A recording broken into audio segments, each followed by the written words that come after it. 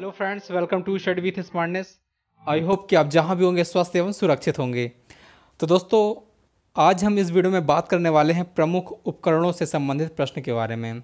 दोस्तों, आपके सभी एग्ज़ाम में उपकरण से संबंधित एक प्रश्न जरूर आता है। दोस्तों, आपके जो अपकमिंग वैकेंसीज है एमपी पुलिस से और जेल प्रहरी, दोस्तों और भी जितने भी एग्ज़ाम आपके होने वाले हैं दोस्तों, उनमें उपकरणों से एक या फिर दो क्वेश्चन आने के फुल चांस है दोस्तों।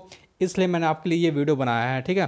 तो दोस्तों, आपको सभी क्वेश्चंस को ध्यान से देखना है और पूरा वीडियो लास्ट तक देखना है, क्योंकि सभी क्वेश्चन से जो इंपॉर्टेंट एक्स्ट्रा फैक्ट्स हैं वो भी मैं आपको बताने वाला हूँ।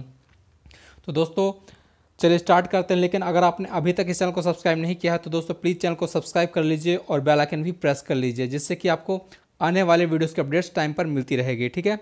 तो चलिए स्टार्ट करते हैं दोस्तों। आपका पहला क्वेश्चन देखते हैं क्या है। तो आपका पहला क्वेश्चन है कि फेदोमीटर का संबंध निम्नलिखित में से किससे है। ऑप्शन है समुद्री गहराई से, वायुमंडलीय दाब से, गैस दाब से, शर्करा की मात्रा से। तो यहाँ पे जो आपका राइट आंसर है दोस्तों, फेदोमीटर का संबंध ऑप्शन नंबर ए समुद्री गहराई से है। दोस्तों, फेदोमीटर समुद्री गहराई मापने वाला एक यंत्र है।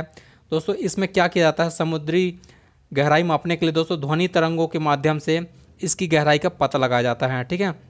फेदोमीटर का दोस्तों, फेदोमीटर की खोज हर्वर्ड ग्रोव डॉर्सी ने की थी 1923 में। अब दोस्तों, हर्वर्ड ग्रोव डॉर्सी की जो जन्म हुआ था, इनका जन्म 24 अप्रैल 1876 को ओहियो अमेरिका में हुआ था और इनकी मृत्यु 1961 में हुई थी। दोस्तों, नाम याद रखना है, क्योंकि नाम भी कई बार पूछे जा सकते हैं कि फेदोमीटर की खोज किसने की, तो हर्वर्ड ग्रोव डॉर्सी ने, ठीक है। दोस्तों, इसमें एक कन्फ्यूज़न होता है आपको कई बार कि जो फेदोमीटर और सोनार में कई बार अपन पूछा जाता है कि समुद्र की गहराई किससे नापी जाती है। तो दोस्तों, कई लोग सोनार का ऑप्शन पे कर लेते हैं, जो कि गलत है। दोस्तों, सोनार में क्या होता है, सोनार में समुद्र में जो डूबी हुई वस्तु होती हैं दोस्तों, उनका पता लगाने के लिए किया जाता है, ठीक है। समुद्र में जो डूबी हुई वस्तु होती है उनका पता सोनार के द्वारा लगाया जाता है, जबकि फेदोमीटर के द्वारा समुद्र की गहराई मापी जाती है, ठीक है। दोस्तों, यदि सोनार की बात की जाए तो सोनार का जो फुल फॉर्म है दोस्तों, साउंड नेविगेशन रेंजिंग है, और इसकी खोज की थी रेगिनॉल्ड फेसेंडेन ने, ठीक है, रेगिनॉल्ड फेसेंडेन। तो दोस्तों, आपको दोनों में कंफ्यूज नहीं होना है। फेदोमीटर में उपयोग होता है गहराई नापने के लिए और सोनार का उपयोग होता है समुद्र में डूबी हुई वस्तु का पता लगाने के लिए। चलिए नेक्स्ट क्वेश्चन देखते हैं आप। तो दोस्तों, नेक्स्ट क्वेश्चन है कि बैरोमीटर का उपयोग किस में होता है। ऑप्शन है जल में ध्वनि की रिकॉर्डिंग के लिए, दूध की शुद्धता में, जल का अपेक्षिक घनत्व, या फिर अवरक्त किरणों की उपस्थिति। दोस्तों, ई है यहाँ पे वायुमंडलीय दाब मापने के लिए। तो दोस्तों, इसमें जो आपका राइट आंसर है ऑप्शन नंबर ई है, जो कि है वायुमंडलीय दाब नापने के लिए, ठीक है। दोस्तों, बैरोमीटर की जो खोज की थी दोस्तों, इवान गैलिस्टा टॉर्सेली ने की थी 1643 ईस्वी में। दोस्तों, 1643 ईस्वी में इवान गैलिस्टा टॉर्सेली ने की थी, और बैरोमीटर को वायु दाब मापी यंत्र के नाम से भी जाना जाता है, ठीक है।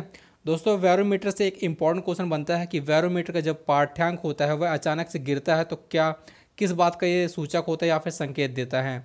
तो दोस्तों, बैरोमीटर के पाठ्यांक का अचानक से नीचे गिरना आंधी व तूफान का संकेत होता है, ठीक है। दोस्तों, जो बैरोमीटर के खोज करता है इवान गैलिस्टा टॉर्सेली, इनका जन्म 15 अक्टूबर 1608 ईस्वी को रोम इटली में हुआ था, और दोस्तों इनकी मृत्यु 25 अक्टूबर 1647 को फ्लोरेंस इटली में हुई थी। दोस्तों, इवान गैलिस्टा टॉर्सेली हैं जो वह गैलीलियो के शिष्य हैं, यानी कि उनके स्टूडेंट हैं गैलीलियो के इवान गैलिस्टा टॉर्सेली। तो दोस्तों, आपको नाम याद रखना है इवान गैलिस्टा टॉर्सेली, कई बार एग्जाम में पूछा गया है। चलिए दोस्तों, हम नेक्स्ट क्वेश्चन देख लेते हैं। नेक्स्ट है कि मैनोमीटर का संबंध किससे है। दोस्तों, मैनोमीटर का संबंध किससे है। ऑप्शन है ध्वनि की तीव्रता, वायु की गति, गैस का दाब, या फिर क्रिस्टल का कोण मापने में। तो दोस्तों, यहाँ पे जो आपका राइट आंसर है ऑप्शन नंबर सी है, जो कि है गैस का दाब। दोस्तों, गैसों के जो दाब मापने का यंत्र है मैनोमीटर, ठीक है। दोस्तों, आप देख सकते हैं मैनोमीटर को। दोस्तों, इसकी जो खोज की थी 1654 ईस्वी में ऑटो वॉन गैरिक ने की थी। किसने, ऑटो वॉन गैरिक ने। नाम याद रखना है, कई बार नाम भी एग्जाम में पूछे जा सकते हैं। तो दोस्तों, चलिए नेक्स्ट क्वेश्चन देखते हैं आप।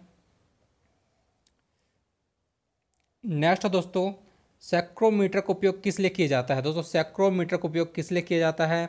ऑप्शन है शर्करा की मात्रा के लिए, ऊष्मा की मात्रा के लिए, ऊष्मीय विकिरण को मापने के लिए या फिर वायु के बल में।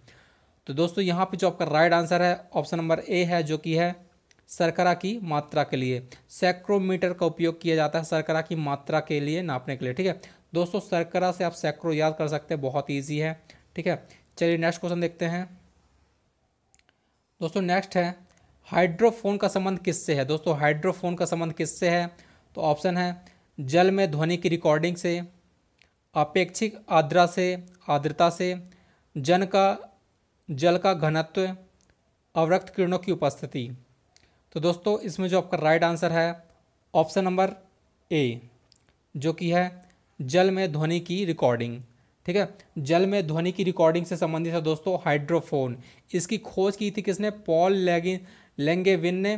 दोस्तों कब की थी, 1916 में। दोस्तों फर्स्ट वर्ल्ड वॉर के टाइम पर की थी पॉल लैंगेविन ने हाइड्रोफोन की खोज। ठीक है, जिसका उपयोग किया जाता है जल में ध्वनि की रिकॉर्डिंग के लिए। जल की जो ध्वनियाँ होती हैं दोस्तों, उनको रिकॉर्ड करने के लिए हाइड्रोफोन का उपयोग किया जाता है। चलिए हम नेक्स्ट क्वेश्चन देखते हैं।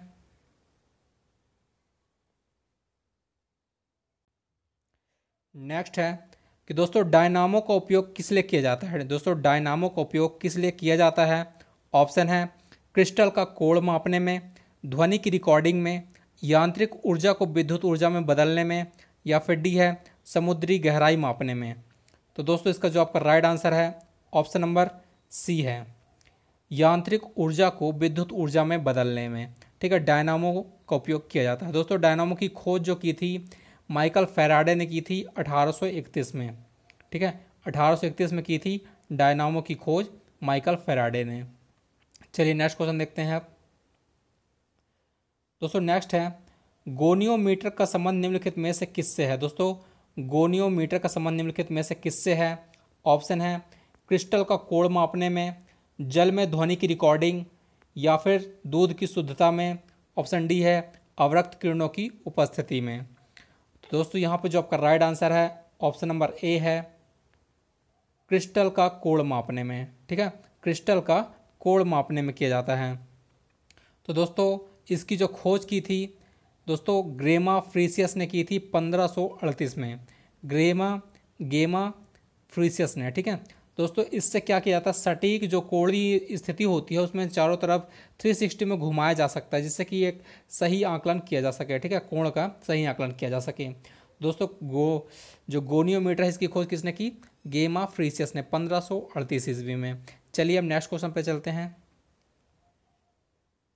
नेक्स्ट है दोस्तों लैक्टोमीटर का संबंध निम्नलिखित में से किससे है। लैक्टोमीटर का संबंध निम्नलिखित में से किससे है, तो ऑप्शन है जल का अपेक्षिक घनत्व, दूध की शुद्धता मापने से, ध्वनि की तीव्रता से, या फिर डी है अपेक्षिक आर्द्रता से। तो दोस्तों इसमें जो आपका राइट आंसर है ऑप्शन नंबर बी है, दूध की शुद्धता मापने से। दोस्तों लैक्टोमीटर का संबंध है दूध की शुद्धता मापने से। आप देख सकते हैं लैक्टोमीटर को सामने। दोस्तों इसकी जो खोज की थी मिस्टर डिकास ने की थी, जो लिवरपूल के हैं। लिवरपूल के मिस्टर डिकास ने खोज की थी, आपको नाम याद रखना है, एग्जाम में पूछा जा सकता है। लैक्टोमीटर की खोज मिस्टर डिकास ने की थी। चलिए नेक्स्ट क्वेश्चन पे चलते हैं। नेक्स्ट है दोस्तों हाइड्रोमीटर का संबंध किससे है। दोस्तों हाइड्रोमीटर का संबंध किससे है, ऑप्शन है वायु की गति, अवरक्त किरणों की उपस्थिति, जल का अपेक्षिक घनत्व मापने से, या फिर डी है अपेक्षिक आर्द्रता से। तो दोस्तों इसमें जो आपका राइट आंसर है ऑप्शन नंबर सी है, जल का अपेक्षिक घनत्व मापने से। ठीक है, जल का अपेक्षिक घनत्व मापने में उपयोग किया जाता है हाइड्रोमीटर का। अब दोस्तों यदि बात की जाए हाइड्रोमीटर की खोजकर्ता की, तो दोस्तों इसकी खोज की थी निकलसन ने 1790 में। निकलसन ने इसकी खोज की थी दोस्तों 1790 में। ठीक है, तो नाम याद रखना है और सन भी याद रखना है। अब नेक्स्ट क्वेश्चन पे चलते हैं। नेक्स्ट है दोस्तों बोलोमीटर का संबंध निम्नलिखित में से किससे है। बोलोमीटर का संबंध निम्नलिखित में से किससे है, ऑप्शन है वस्तु के ताप को स्थिर बनाने में, ऊष्मा की मात्रा, ऊष्मीय विकिरण को मापने में, या फिर डी है अवरक्त किरणों की उपस्थिति ज्ञात करने में। तो यहाँ पे जो आपका राइट आंसर है दोस्तों ऑप्शन नंबर डी है, जो कि है अवरक्त किरणों की उपस्थिति ज्ञात करने में। ठीक है दोस्तों, इसकी जो खोज करता है वह है दोस्तों सैमुअल पियरपॉन्ट लैंगले। दोस्तों सैमुअल पियरपॉन्ट लैंगले हैं जो कि दोस्तों इन्होंने खोज की थी 1878 ईस्वी में। ठीक है, 1878 ईस्वी में सैमुअल पियरपॉन्ट लॉन्गले ने खोज की थी वोलोमीटर की, जिसका संबंध है अवरक्त किरणों की उपस्थिति ज्ञात करने से। चलिए अब नेक्स्ट क्वेश्चन पे चलते हैं। दोस्तों नेक्स्ट क्वेश्चन है, हाइग्रोमीटर का उपयोग किस लिए किया जाता है। दोस्तों हाइग्रोमीटर का उपयोग किस लिए किया जाता है। तो दोस्तों इसमें जो आपका ऑप्शन है, समुद्री गहराई में, ध्वनि की रिकॉर्डिंग, ध्वनि की तीव्रता में, या फिर डी है अपेक्षिक आर्द्रता मापने में। तो दोस्तों इसमें जो आपका राइट आंसर है ऑप्शन नंबर डी है, अपेक्षिक आर्द्रता मापने में। दोस्तों आपको इसमें कंफ्यूज नहीं होना, हाइग्रोमीटर और हाइड्रोमीटर में दोनों ही मिलते जुलते हैं, इसलिए बहुत लोग कंफ्यूज आते हैं। दोस्तों जो हाइग्रो है, यहाँ पे देख लीजिए आज ग्रो, दोस्तों जो ग्रो होती है उसी में मतलब आर्द्रता पाई जाती है। ठीक है, दोस्तों जो हाइड्रो है उसमें दूध की जल का अपेक्षिक घनत्व मापा जाता है। ठीक है, तो आपको याद रखना है हाइड्रोमीटर जल का अपेक्षिक घनत्व और जो हाइग्रोमीटर है वह है अपेक्षिक आर्द्रता। चलिए अब नेक्स्ट क्वेश्चन पे चलते हैं।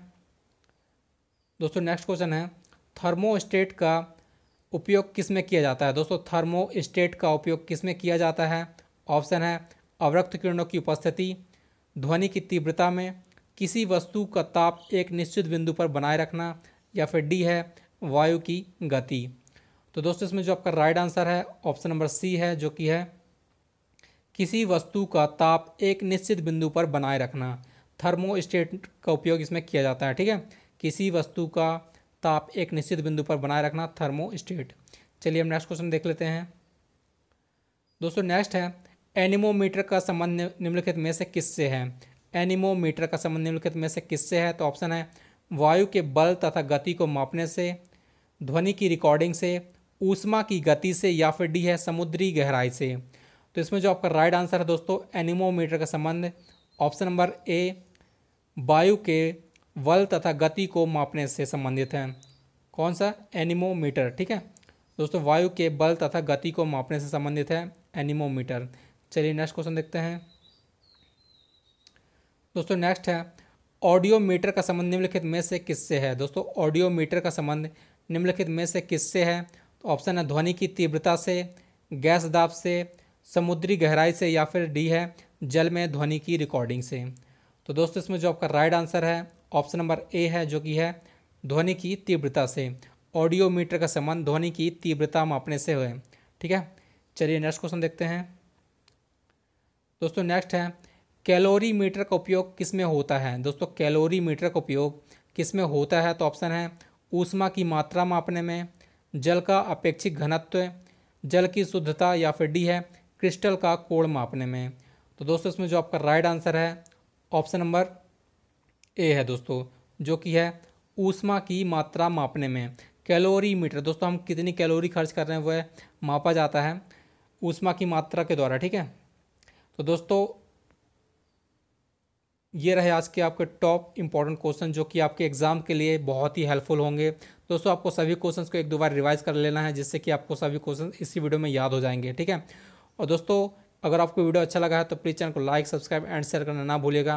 दोस्तों ऐसे ही इंपॉर्टेंट वीडियो के लिए बने रहे चैनल के साथ। मिलते हैं नेक्स्ट वीडियो में, तब तक के लिए धन्यवाद।